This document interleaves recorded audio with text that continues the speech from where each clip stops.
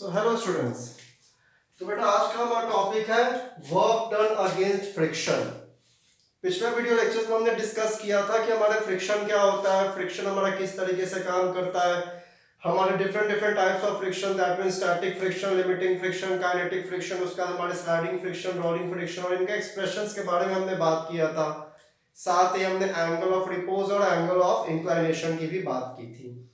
आज हम लोग को निकालना है वर्क डन अगेंस्ट फ्रिक्शन, कि हमारे बॉडी पे फ्रिक्शन लग रहा है, हम चल रहे हैं, हमें पता है कि फ्रिक्शन हमारे अगेंस्ट में हेल्प कर रहा है तभी हम वॉक कर पा रहे हैं। तो कितना आखिरकार हम वर्क डन कर रहे हैं, हमें बेसिकली आज ये डिस्कस करना है। ठीक है, तो इसमें बेसिकली हम लोग के 3 केसेस हैं वर्क डन निकालने के। 3 केसेस पे आप मतलब वर्क डन आप निकालते हो। तो सबसे पहले हम फर्स्ट केस की बात करते हैं। सो फर्स्ट केस क्या है हमारा, body moving on a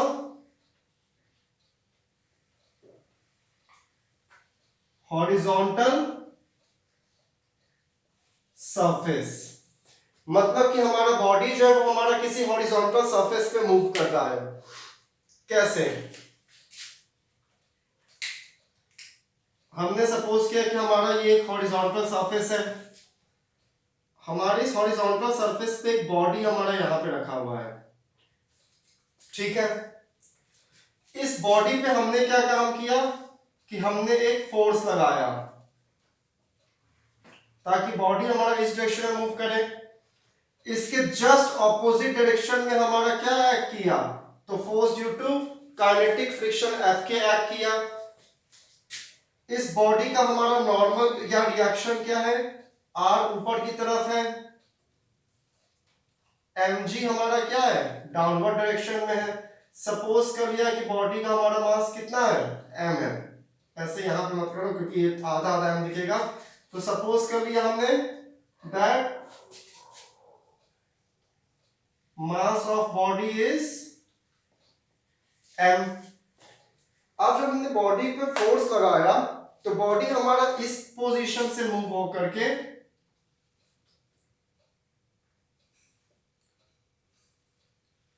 body हमारा इस पोजीशन पे आया। अब अगर मैं डिस्टेंस देखूं तो बॉडी ने हमारा कितना डिस्टेंस कवर किया, तो सपोज कर लीजिए डिस्टेंस कवर बॉडी का हमारा हो गया s।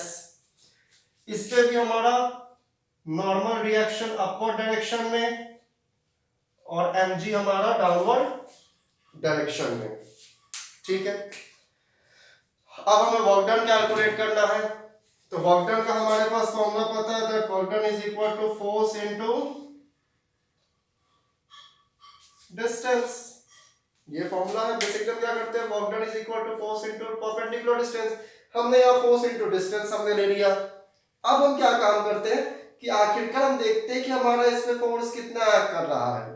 ठीक है, तो सबसे पहले हम क्या कैलकुलेट करते हैं कि हम Fk को कैलकुलेट करते हैं कि बेसिकली हमारा Fk आखिरकार आ कितना रहा है। ठीक है, तो Fk जो हमारा आया है, Fk हमारा क्या एक्ट कर रहा है, तो Fk हमारे इस फोर्स के ऑपोजिट डायरेक्शन में एक्ट कर रहा है। कर रहा है कि नहीं कर रहा है, तो Fk is acting in the opposite direction of F। तो मैंने Fk is equal to F लिख दिया, या फिर Fk इसको मैं और ऐसे भी देख सकता हूं कि हमारा ये सही है या नहीं है इक्वेशन। तो Fk minus F is equal to 0, और Fk minus F is equal to 0 मतलब बॉडी हमारा स्टेशनरी है। ये इक्वेशन से हमें क्या पता चलता है, इस इक्वेशन से हमें पता चलता है कि हमारा बॉडी किस पोजीशन पे है, तो हमारा बॉडी स्टेशनरी पोजीशन पे है। तो मैंने यहाँ Fk is equal to F लिख लिया। ठीक है, अब अगर मैं इस Fk को अगर मैं इसके कंपोनेंट्स में ब्रेक करूंगा, जहां पे आपने क्या निकाला था, mu k, limit of kinetic friction, तो Fk हमारा किसके इक्वल आया था, तो Fk is equal to mu k r के इक्वल आया था। इसको मैं कैसे लिख सकता हूं, that Fk is equal to mu k, और r हमारा किसके इक्वल है, तो r हमारा mg के इक्वल है। तो एक तरीके से हमें फोर्स कितना मिल गया, तो F is equal to mu k mg मिल गया हमें। वर्क डन का फॉर्मूला क्या था, तो फोर्स इनटू डिस्टेंस। तो दैट मींस हमारा वर्क डन कितना मिलेगा हमें, तो work done is equal to force हमारा कितना आया है, तो force is equal to mu के एम जी इंटू डिस्टेंस हमारा कितना है एस। तो जब भी हमारा बॉडी किसी भी हॉरिजॉन्टल सरफेस पे मूव अगर कर रहा है तो दैट मींस उस केस में जो आपका वर्क डन होगा वो वर्क डन कितना होगा, तो it will be equal to mu के एम जी एस, जहां पे म्यू के हमारा क्या है, limit of kinetic friction, because body हमारा मूवमेंट कर रहा है, बॉडी हमारा मूव किया, m is the mass, g is the gravity and s is the distance covered. तो ये हमारा पहला केस था वर्क डन का, that means the object is moving on a horizontal surface. अब हम बात करते हैं इसके दूसरे केस की। होप सो कि आपने इसको पूरा नोट डाउन कर लिया होगा, सिंपल सा आपका इक्वेशन है, बस आप एक बार में इसको नोट डाउन कर लेना। अब हम बात करते हैं इसके सेकंड केस की। फर्स्ट केस के बेसिस पे आपका जो भी न्यूमेरिकल्स आता है आप तो उसको इजीली सॉल्व कर लेते हो। अब हम इसके सेकंड केस पे आते हैं जहां से आपका मेन बात शुरू होता है, दैट मींस जहां से आपका न्यूमेरिकल्स थोड़ा सा कॉन्सेप्चुअल आता है, टफ नहीं है, न्यूमेरिकल्स टफ नहीं आता है, कॉन्सेप्चुअल आता है, दैट मींस कंपोनेंट्स में ब्रेक करने टाइप का न्यूमेरिकल आएगा। तो दूसरा केस हमारा क्या है, object moving upwards on an inclined plane। इसका मतलब कि हमारा जो ऑब्जेक्ट है किसी इंक्लाइन प्लेन पे हमारा ऊपर की तरफ मूव कर रहा है, ठीक है। सबसे पहले हमने क्या काम किया, यहां पे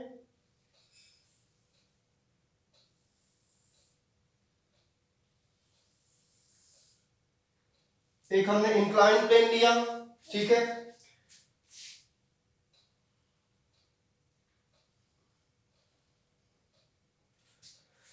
अज्यूम किया हमने इंक्लाइन प्लेन पे कि हमारा जो ऑब्जेक्ट है, ऑब्जेक्ट पे जो हमारा फोर्स लग रहा है, हमारा फोर्स ऑब्जेक्ट पे किस डायरेक्शन में लग रहा है, तो हमारा फोर्स इस डायरेक्शन में लग रहा है, तभी हमारा बॉडी अपवर्ड की तरफ मूव करेगा। तो दैट मींस आपका जो म्यू के लग रहा है, म्यू के आपका किस डायरेक्शन में लग रहा है, म्यू के आपके डाउनवर्ड डायरेक्शन की तरफ लग रहा है, ठीक है। अब इसका mg तो हमारा डाउनवर्ड एक्ट करेगा, दैट मींस नॉर्मल आपका जो रिएक्शन आएगा वो आपका ये सरफेस में आएगा, तो यहां पे आपका एंगल कितना बनेगा, आपका एंगल बनेगा ये थीटा। तो थीटा एंगल बना तो यहां पे हमारे दो कंपोनेंट्स आएंगे, एक कंपोनेंट आएगा mg cos थीटा का और इस साइड का हमारा एक कंपोनेंट आएगा which will be equal to mg sin theta.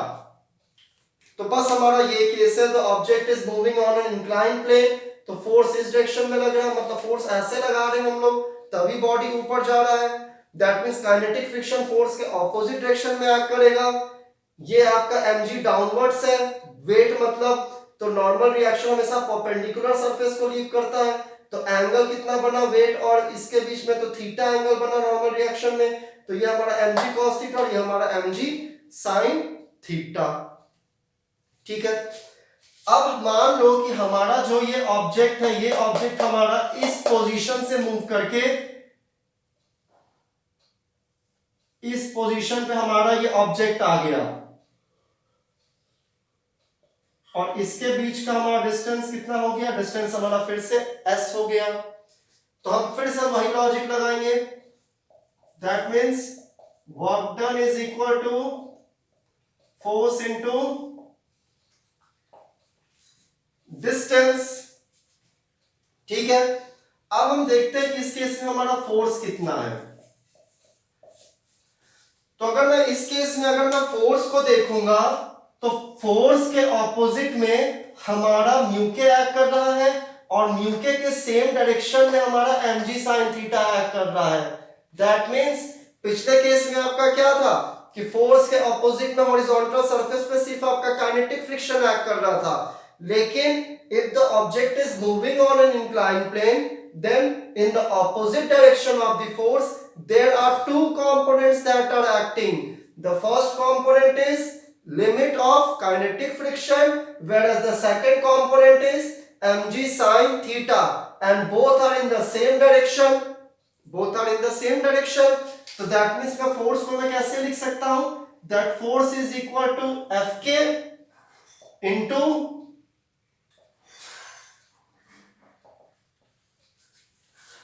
mg sin theta. ये मैंने लिख लिया. अब हमारा Fk किसके इक्वल है? तो Fk is equal to mu k r, और Fk is equal to mu k r किसके इक्वल है? तो R is equal to mg cos theta. हमारा यही है ना, यहाँ पे प्लस साइन आएगा, मल्टीप्लाई साइन है, यहाँ पे आपका प्लस साइन आएगा. ठीक है, प्लस साइन आपका क्यों आया? क्योंकि दोनों कंपोनेंट का डायरेक्शन हमारा सेम है, तो एडिशन होगा. वेक्टर्स पे वापस आते हैं, वेक्टर्स पे. तो when both are acting in the same direction, तो वहां पे प्रोडक्ट रूल नहीं लगेगा, वहां पे एडिशन रूल लगेगा. तो यहाँ पे आपका प्लस आया. तो दैट मींस हमारा जो टोटल फोर्स है, हमारा फोर्स कितना आ गया? तो mu k mg cos theta plus mg sin theta. इस इक्वेशन में से अगर मैं mg को कॉमन ले लूंगा तो हमारा फोर्स कितना बचेगा? तो force is equal to mg mu k cos theta plus sin theta. और ये हमारा क्या हो गया? तो ये हमारा हो गया फोर्स. तो दैट मींस हमारा वर्क डन कितना हो जाएगा? तो work done is equal to force into distance. तो मतलब work done is equal to mg mu k cos theta plus sin theta into distance s. तो ये हमारा वर्क डन किस केस में निकला? कि जब हमारा बॉडी इंक्लाइन प्लेन पे ऊपर की तरफ जा रहा है, तब हमारा बॉडी क्या कर रहा है? तो हमारा बॉडी इंक्लाइन प्लेन पे ऊपर की तरफ जा रहा है, मूवमेंट कर रहा है. अब इसके बाद आपका एक अगला केस आएगा. वो केस आपका क्या होगा? कि the object is moving downwards on an incline plane. चलिए थर्ड केस की बात करते हैं हम अब.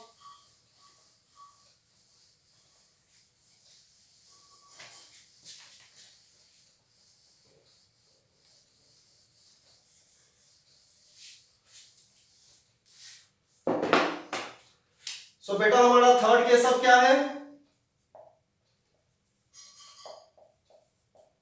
Object moving downwards on an inclined plane. मतलब हमारा ऑब्जेक्ट नीचे की तरफ आ रहा है इंक्लाइंड प्लेन पे. डायग्राम ड्रॉ करते हैं इसका फिर से हम लोग.